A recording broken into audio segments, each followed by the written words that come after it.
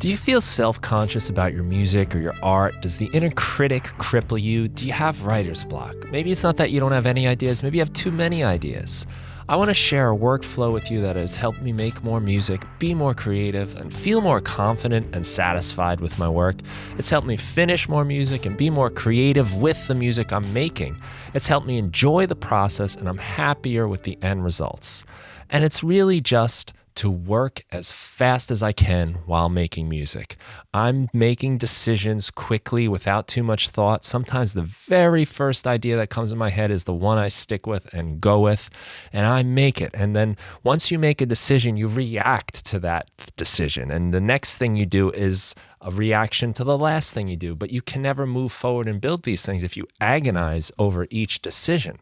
It's about committing to a body of work. You're just trying to create as much as possible, not one perfect piece. Your music will be like a diary. It's keeping track of where you are in that specific point in your life and in your musical abilities and your tastes and your production abilities, your songwriting abilities. It captures each moment of those different stages as you go. If you're trying to make something perfect, you're going to spend so much time on it and agonize over every single decision, and you're not going to have much to show for yourself, and you're not going to be able to reflect on how you've grown. There's a wonderful feeling when you can go back on your body of work and hear where you were 2 years ago, 3 years ago, 2 weeks ago. The more you can do that, the more you get an idea of where you've been and how you're growing, and you get this sense of progress that's very inspiring. It makes you want to sit down and do it some more. I had Adam Roxar on the podcast some time ago, and he talked about how he sees his music as artifact. So his art is artifact. So think about how when archaeologists go to a site and they're trying to find out like what ancient man was doing at the time, and they dig stuff up and they find artifacts. They find like a piece of pottery. They don't find the best piece of pottery they ever made. They find a piece of pottery and they find another piece of pottery. And there's probably different levels of quality and craftsmanship in each one. And through excavating all of that different pottery, we get a sense of what kind of pottery these people made. Some of it might be really nice and some of it might be just very functional, just to learn and grow and hold things or whatever. That's a great way to think about your art, because it's just the stuff you're leaving behind. It's almost for yourself, but the more you leave it behind for yourself, the more you create a story of who you are for your listeners. And the story is such an important part of why we love artists, why we come back to them. I think one of the threats people are so worried about is AI and that it's going to take over. But one thing AI will never have on us humans is a life story, a background, a kind of trajectory of where they've been and what they've been through and how that's shaped our art. That's something we got to lean into. And that's what makes it so interesting when archaeologists dig that stuff up, because they're piecing together the puzzle of who these people were. And through our art, we're leaving behind little clues, little fragments of who we are, where we were, and what we were into. And that helps listeners and people construct a story. It helps you remember your own story. Most of our life is not even a memory anyway, so by having some musical breadcrumbs to follow can be a really cool way to go back in time and get a sense of yourself in a way that maybe a photograph doesn't give you, or even a journal entry doesn't give you. There's something different about music. It communicates on a level beyond language. It's feelings. There's feelings music has that we don't have words for. And having that will help create your story and make you a more intriguing artist for your listener. Most of us probably know the feeling of inspiration, how exciting it is when it hits, how much it makes you want to work. And many of us make the mistake of waiting for that feeling, thinking we can't really do good work unless we feel inspired. First of all, that's foolish. That's amateur thinking. That's not going to get you anywhere. You're going to spend most of your time waiting. If you think about it, most of your inspiration comes once you start doing something. You have to sort of start the engine, get working, and then you can start traveling along the path. It's once I start tinkering around with sounds or instruments or playing chords on my guitar that I go, ooh, that's cool. That's exciting. It's kind of like getting your hands dirty first, and then the inspiration comes. But once that inspiration comes, it is a rare and fleeting feeling. I like to think of it like holding water in my hands. Imagine holding water in your hands. If you don't drink it right away, it slips through your fingers. And inspiration is the same way. You can't hold on to that energy. It slips through your fingers. So you got to act fast on it. As soon as we slow down and analyze this inspiration, this water in our fingers, it starts slipping away. And the slower we go, we start to lose steam. And then we allow the inner critic to start to catch up. We got to work faster than the inner critic. It's almost like a race. Think of it like that. You got your inspiration. You got like a head start on the jump, and you're ahead of the critic. And the faster you can make ideas happen and try things out and add it to your song, the further along you get. But as soon as you stop and question things and wonder if that was a good idea, was that the right chord progression? Was this the right melody? Was this the right lyric to say? Now your inner critic has caught up. And it can criticize. The inner critic can be very useful. It can help save you from bad ideas and embarrassment, but it's not so great in the creation phase. In that phase, the ideas are like little babies. They're just kind of crawling around. They don't know what they're going to become when they grow up yet. We need to nurture those ideas. We need to water those plants and let them grow and blossom. You wouldn't criticize a little kid for falling down the first time they try to walk, but we do that with our ideas. We can't let that happen. We got to just keep trying to get up and fall down and get up and just move forward. Don't worry about the fall. It's, as they say, the getting up that matters. We got to just push forward. And the faster you can go, the more likely you are to make that progress. You've captured the initial energy of the idea. You know that feeling when an idea first comes to you? It almost never feels the same way again. And that's because you're not the same person you were when that idea first came to you. That particular situation, when you have an idea, you put something down that you like, is a special and unique time. You are in a certain space at a certain time. Something happened to you earlier in your life that's brought you here. And soon something's going to happen that's going to take you away. Our thoughts, our feelings are all like that. They're fleeting. Everything you've ever felt has passed. You can never go back to that. And if you do, you're going back to it through a different perspective. It's like that old saying, you can never go in the same river twice because the river's always changing, and so are you. So that person can never go in that river again. And returning to an idea is nearly impossible. This is the exact advice that John Lennon gave to George Harrison when George Harrison was growing as a songwriter. He asked John for some advice, and John said, finish the song in one sitting. Get through it all at once, because it's almost impossible to go back to it. So much happens in those beginning stages.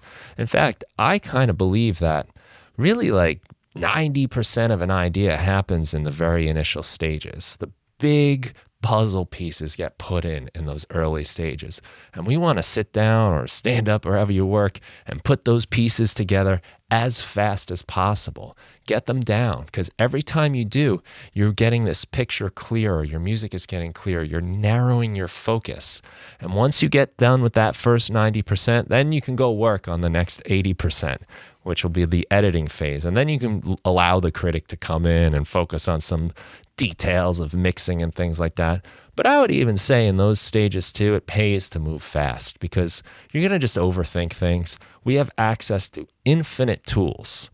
Inside our computer, we have everything. You have all kinds of compressors and EQs and effects and different reverbs and everything you can imagine. You're going to tweak things endlessly if you let it happen. And you'll listen back, and when you hear your music, you're going to have this critical mind of like, what's wrong with it?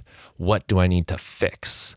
Whereas when you work fast, you just kind of pick up on the energy of things and you enjoy what happens. And a lot of times those little mistakes or imperfections become the cool thing about the song, the thing that you come back to, and it reminds you of who you were and where you were, and maybe you're something funny or something interesting about where you were in your life because you allowed it to stay there. You didn't polish it out. The slower we go, the more we start polishing away our humanity. We start clearing out little noises and little imperfections or weird timing things that happen.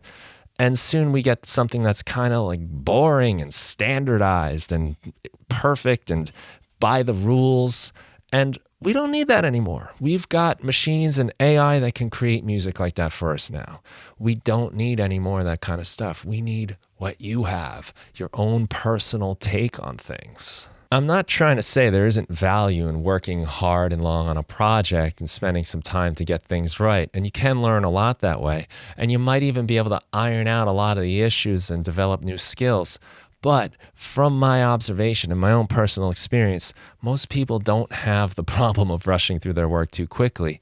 They labor over it for too long.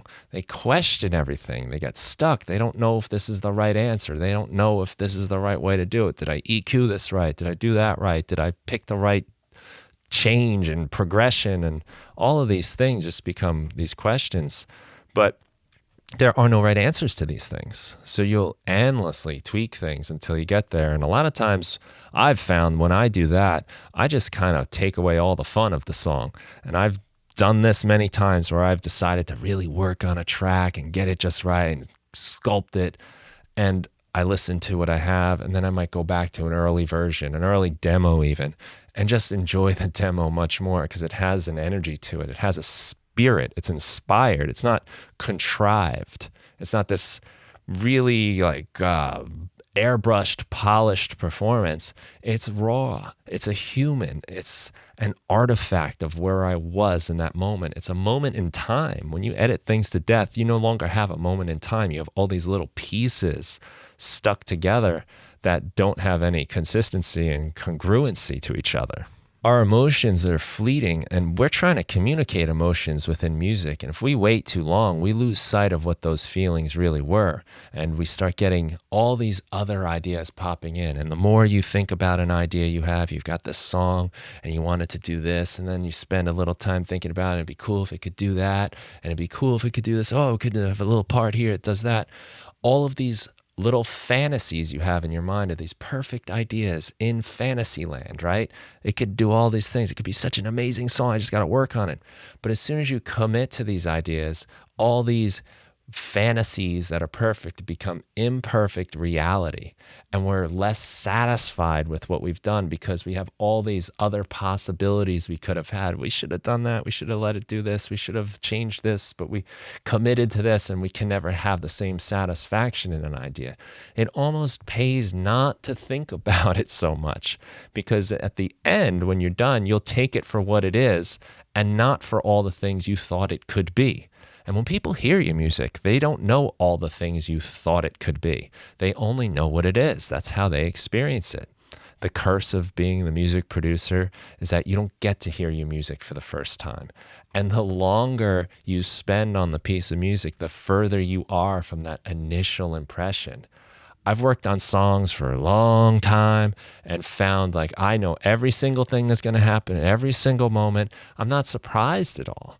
But sometimes when I work fast, I do things, I move on, I do things, move on. And when I listen back and I kind of take the bird's eye view, I'm still kind of excited and surprised by what happens. Like, oh yeah, listen to that cool noise that happened, Listen to that interesting way this happened. I forgot I did that because I didn't labor over it. I just moved on, just tried it. And then again, I react to what happened, and that creates this momentum. So we don't want to just dream about what a song could be and imagine what it could be. We want to make it something and let it be that. Nothing has taught me this lesson more than my music production club live meetings. Twice a month lately, I've been getting together with members of my music production club, and we meet on Zoom. We come up with some kind of prompts to guide us a little bit. We usually have a monthly music mission, so every month there's some sort of prompt and maybe some tools I've created for the members that they can use, narrowing down their possibilities. And we get together, we meet for a few minutes, and we talk about what we're going to do. Sometimes I roll my musical dice. I have a set of dice that I can roll, and you get different notes. I've got cards. I've got activities for my book, The 5-Minute Music Producer. We pick some guidelines. And then we turn off our cameras and our microphones, and we work for about 45 minutes to an hour solo, and we're making stuff. We're trying to follow those guidelines, but there's no rules. The point really is just to make some music. But the guidelines are there to help you not overthink things. The time crunch is incredible. It's a lot of pressure because 45 minutes is not a lot of time to make some music.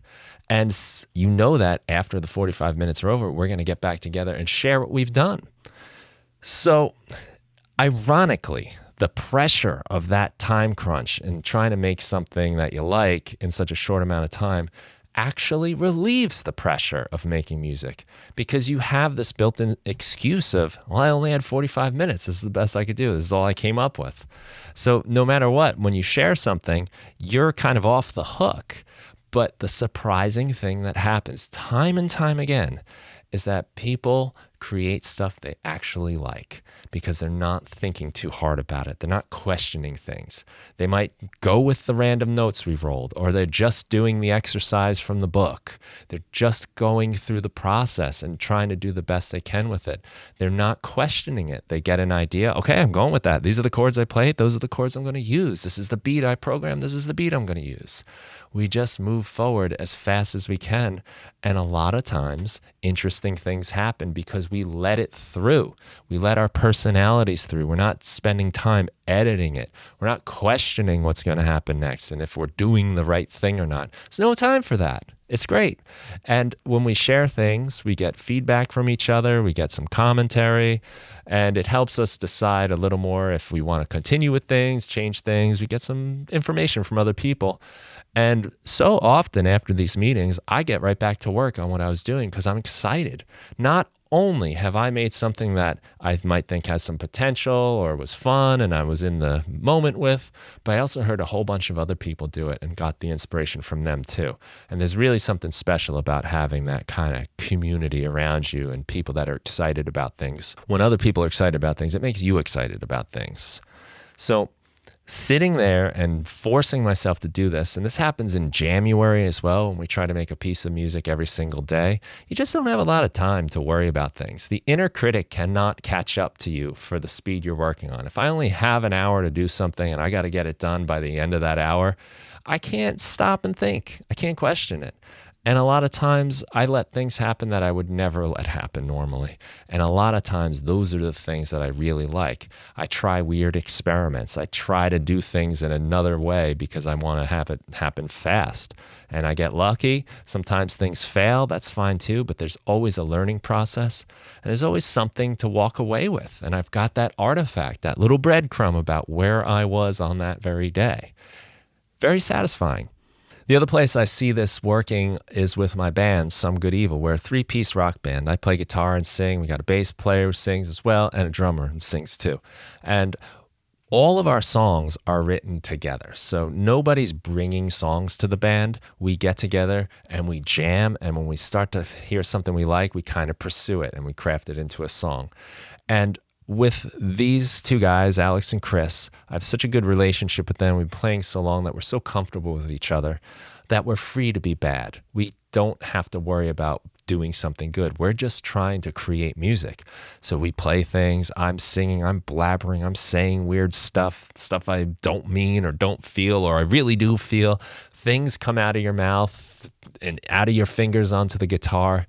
And sometimes cool stuff happens.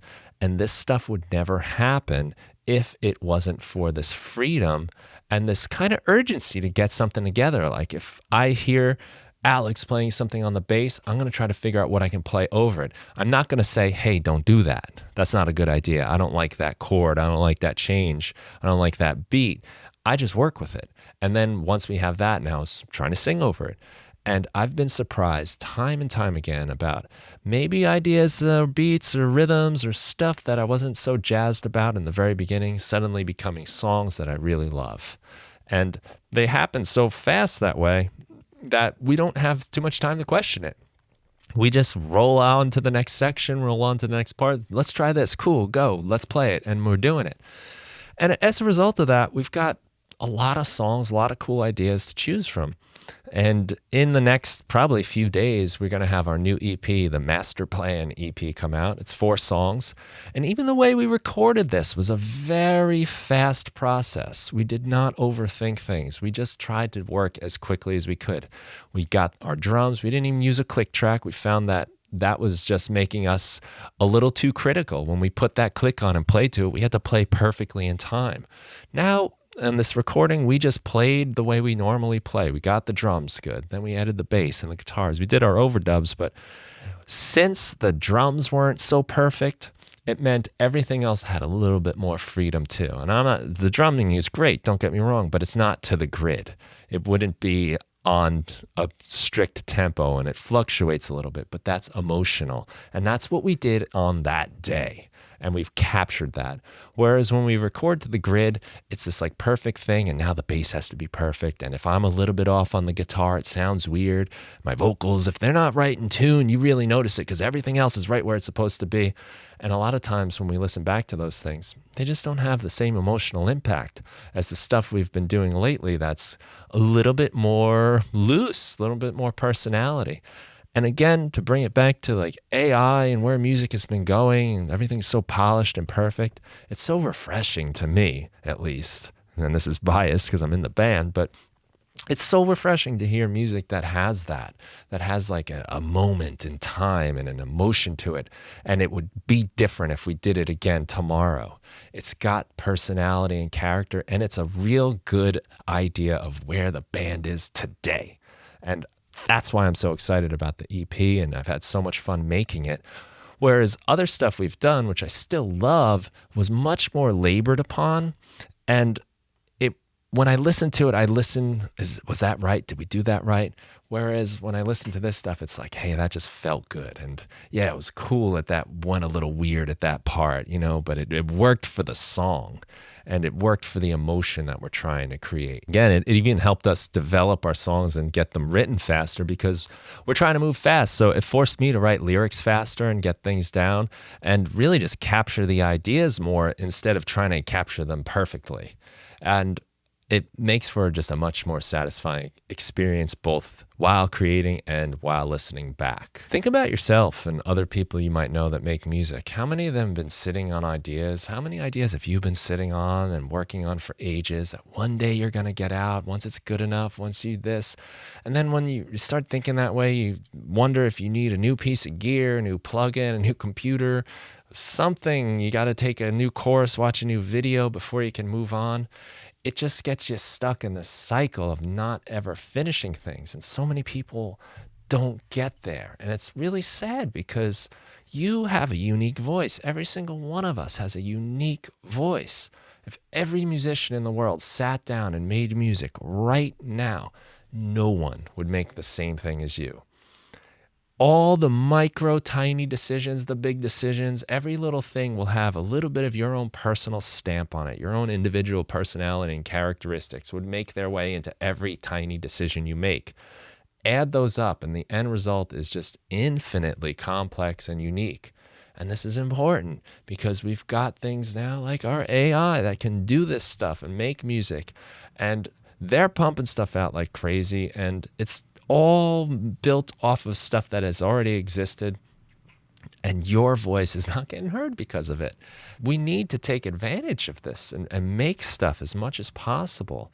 Get our voice out there and hone it and craft it, because the more you go through the process of making a song, getting through every stage and finishing it, the more you practice it. And we get the least amount of practice on the finishing side of things because it's the last stage. Not every idea gets to that last stage. Every idea begins, and a lot of us are really good at crafting a couple little loops real quick, and then moving forward becomes real tough because we don't know what to do next. Now we start getting critical, but we have to move past those parts and just try whatever we want and move forward. The reality is, you don't know if you're ever going to get to the end if you wait too long. None of us know if today is the last chance we ever get to make music. This could be it. If you don't get it out today, you might not ever get it out. And you won't have that legacy to leave behind. And it's an important thing. I really believe that each of our individual contributions is important, even if all it does is inspire another person to do it. I get very inspired when people share music. I love to hear when people finish music because it convinces me it's not impossible. Because there are times when I'm making music where it feels impossible. For all the experience I have, I've released albums and tons of stuff.